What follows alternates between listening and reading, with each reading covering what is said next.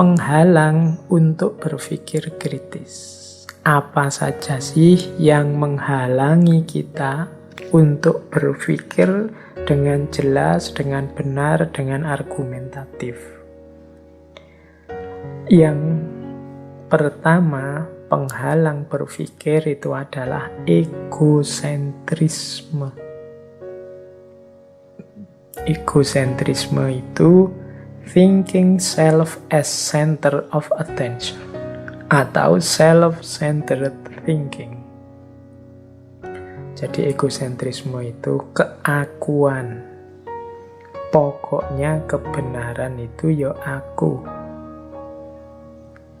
Yang aku anggap benar pasti itu benar. Yang aku anggap salah pasti itu salah. Nah, ini namanya egosentrisme atau self-centered thinking.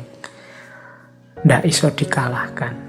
Merasa dia sendiri yang paling benar. Ini kalau orang punya kualitas egosentris, biasanya susah untuk berpikir kritis.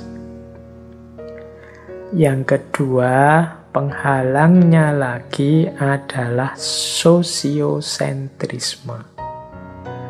Ini mungkin lanjutannya egosentrisme. Kalau tadi kan menganggap dirinya sendiri sebagai pusatnya kebenaran, kalau ini sosiosentrisme ini menganggap kelompoknya sendiri sebagai yang lebih superior, sebagai yang lebih benar. Nah, ini namanya sosiosentrisme. Ya sama-sama berlawanan dengan prinsip berpikir yang kritis. Jadi kalau tadi dirinya sendiri sebagai pusat kebenaran, kalau ini kelompoknya, lembaganya, organisasinya sebagai yang superior pasti benar. Ini jadi penghalang untuk kita berpikir kritis. Yang ketiga, unwarranted assumption. Asumsi yang tidak diuji. Jadi kita mengasumsikan sesuatu tapi tanpa dasar. Pokoknya Indonesia hari ini itu adalah negara yang mau hancur. Nah, terus kita membaca Indonesia dengan perspektif mau hancur ini sebagai asumsinya. Tapi ketika ditanya orang, dasarnya apa kok Indonesia ini dianggap mau hancur? Ya pokoknya rasanya begitu saja, dia pasti mau hancur. Nah, ini namanya asumsi yang tidak diuji. Tidak ada argumennya, tidak ada buktinya. Nah, ini juga menghalangi berpikir kritis. Kalau asumsinya sudah tidak teruji kebenarannya, ya hasil pikirannya kemungkinan juga tidak bisa dipertanggungjawabkan. Wong tidak ada dasarnya asumsinya tadi. Itu yang ketiga, unwarranted assumption. Yang keempat, wishful thinking. Wishful thinking ini mungkin mudahnya ya kita definisikan sebagai sejenis angan-angan. Jadi bukan hasil pemikiran yang serius, angan-angan tentang sesuatu yang tanpa dasar, tapi kita percaya bahwa ini benar. Atau kalau di situ saya tulis, believing something is true because one wishes it to be true. Hanya karena aku ingin ini yang benar, maka inilah pasti yang benar. Itu namanya wishful thinking. Dalam bentuk kasar itu mungkin seperti sakarepe dhewe. Pokoknya ini harus benar. Pokoknya ini yang benar. Ini wishful thinking. Padahal itu tidak ada dasarnya. Hanya karena aku percaya bahwa ini yang benar, terus kita ingin inilah yang pasti benar. Itu namanya wishful thinking. Kadang diterjemahkan ya angan-angan, khayalan. Ini juga menghalangi cara berpikir kritis. Kemudian ada juga relativisme. Relativisme itu pandangan serba relatif. Jadi kalau ada apa-apa, misalnya orang menyatakan kebenaran, apapun dia akan menanggapi, alah itu kan hanya pendapat, alah itu kan hanya pandangan. Jadi tidak akan sampai pada titik kebenaran.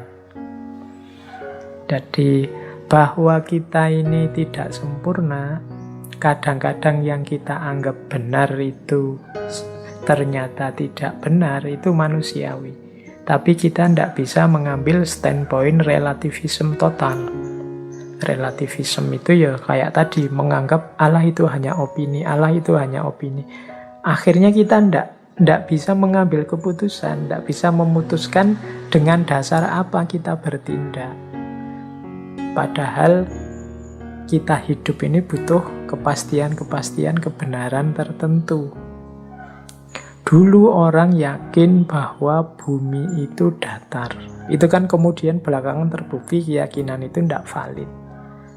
Ya itu memang opini. Tapi zaman itu dengan keyakinan itulah orang berkreasi, orang berpikir, menghasilkan banyak teori. Jadi meskipun ternyata sandarannya tidak valid, tapi dia sudah punya sandaran untuk bertindak, untuk berpikir. Kalau relativisme ini, khawatirnya ya kita akhirnya tidak berpikir apa-apa, tidak memutuskan apa-apa, tidak punya pijakan apapun untuk hidup. Semuanya dipandang tidak mesti. Kalau ada apa-apa, itu hanya pendapat saja, itu pandanganmu. Nah, akhirnya kita tidak punya pegangan. Hidup tidak bisa kita dengan dasar tidak ada pegangan sama sekali. Oke, ini hambatan-hambatan yang mungkin menghalangi kita untuk berpikir secara kritis. Jadi ada yang muncul dari egosentrisme, ada yang muncul dari sosiosentrisme, ada yang muncul dari asumsi-asumsi yang belum teruji, ada yang muncul dari wishful thinking, angan-angan tentang sesuatu yang kita pastikan kebenarannya, dan yang terakhir muncul dari relativism, menganggap semuanya serba relatif sehingga akhirnya kita malah bingung sendiri, tidak punya pijakan untuk hidup dan bertindak. Baik, teman-teman, saya kira itu ya.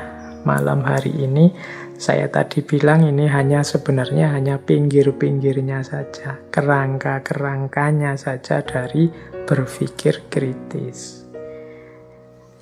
Isinya sebenarnya logika itu.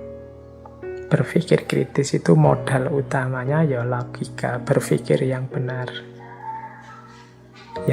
Nanti mungkin di lain kesempatan kita kaji lebih dalam lagi tentang berpikir kritis ini, karena inti hakikat filsafat itu kan ada di berpikir yang benar. Filsafat sebagai proses, kuncinya adalah kemampuan seseorang berpikir yang benar. Maka harusnya yang minat dengan filsafat itu juga semangat untuk belajar cara berpikir yang benar, termasuk logika, mantek, atau teknik berpikir kritis, seperti yang malam hari ini kita bahas.